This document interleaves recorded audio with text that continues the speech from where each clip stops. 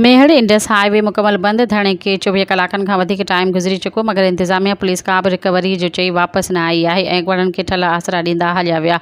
धरणे सबबि ट्रैफ़िक पिणु मुअतल आहे। सभई गाॾियूं बीठी वयूं आहिनि, जॾहिं त धरणे में सुप्रीम बार काउंसिल जे अॻवान बशीर अहमद आलमाणी ऐं लाड़काणो बार काउंसिल जे सदर अतहर अब्बास सोलंकी पहुची धरणे जी अॻवानी कंदड़ शहरी तहाज चेयरमैन न्याज़ अली बुरड़ो ऐं धरणे वटि मौजूदु शहरीन ऐं हुकूमत ऐं अदलियात सां मुख़ातिब थींदे चयो त आऊं अवां शहरीन अवाम सां गॾु आहियां। हिन मौक़े ते ॻाल्हाईंदे चयो त ॾिसो ही बदअमनी जी जेका बाहि आहे ही सिर्फ़ु मेहड़ में न आहे, सॼी सिंध में आहे। ॿिनि ॾहाकनि खां पीपल्स पार्टी जी हुकूमत आहे, ॿिनि ॾहाकनि खां न तव्हांखे सफ़ाई सुथराई थी मिले, न तव्हांखे हेल्थ आहे, सिहत जूं सहूलियतूं, न तव्हांजी तालीम जो को मयार आहे। हिन दौर में बि शेल्टरलेस स्कूल आहिनि, ॿार वणनि जे हेठि हूंदा, न तव्हांखे अमन अमान आहे। त ॿिनि ॾहाकनि में ही बुनियादी जेके ज़रूरत जूं शयूं न तव्हांखे न आहे, त मां पीपल्स पार्टी खे चवां थो त तव्हांखे ॿुॾी मरणु खपे।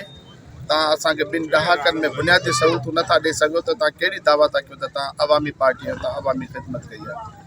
अमन अमान जो मसइलो मां चवां थो, हिकिड़ी ॻाल्हि मां जो खोले मीडिया ते चवां थो, ही तव्हां असांखे बग़ावत जी तरफ़ तव्हां असांखे गेलियो था।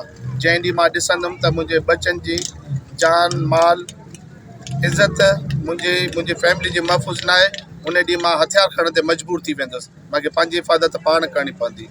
तंहिंजे करे ही खाना जंगी जे तरफ़ असांखे धिकण था चाहिनि, सिर्फ़ु इन जे करे त हिन अवाम खे उलझाए छॾियऊं त ही पंहिंजी इज़त ऐं पंहिंजे जान माल जी हिफ़ाज़त में पूरा हुजनि, त असां हिते करप्शन जो बाज़ार गरम कयूं। ॾिसो, अवाम सदाईं जेका न पिसजे पई, उहा वॾेरनि शाही जे हथ में हुजे या पीपल्स पार्टी जे हथनि में हुजे, MP जे हथनि में हुजे या कंहिं अहिड़नि जागीरदारनि जे हथनि में हुजे, अवाम ग़रीब सदाईं पिसजे पई। असां जेको ॾिसूं पिया त हीअ असांजो निज़ाम जेको हले पियो, उहो बि MPA MNA इन्हनि जे अंडर में हले पियो। ऐं जेकर अॼु तव्हां वटि इहा बदनबी थिए बि, इहा बि ॾिसो न, हक़ीक़त इनखे बि ज़ाहिर कयो वञे त जेके इहे हिननि सां गॾु MPA MNA सां जेके गॾु माण्हू आहिनि, इहे बि हिननि जा उहे वाठ आहिनि जेकी सम्झो त ॾोहरनि सां मिसल हलनि था ऐं इहे पाण सां गॾु करे हलाइनि था ॾोहारी जेके हथियार बंदि या इहे, पर इन्हनि खां ई चोरियूं धाड़ा पुरूं अगवा माण्हुनि जी बि बाक़ाइद करनि पिया।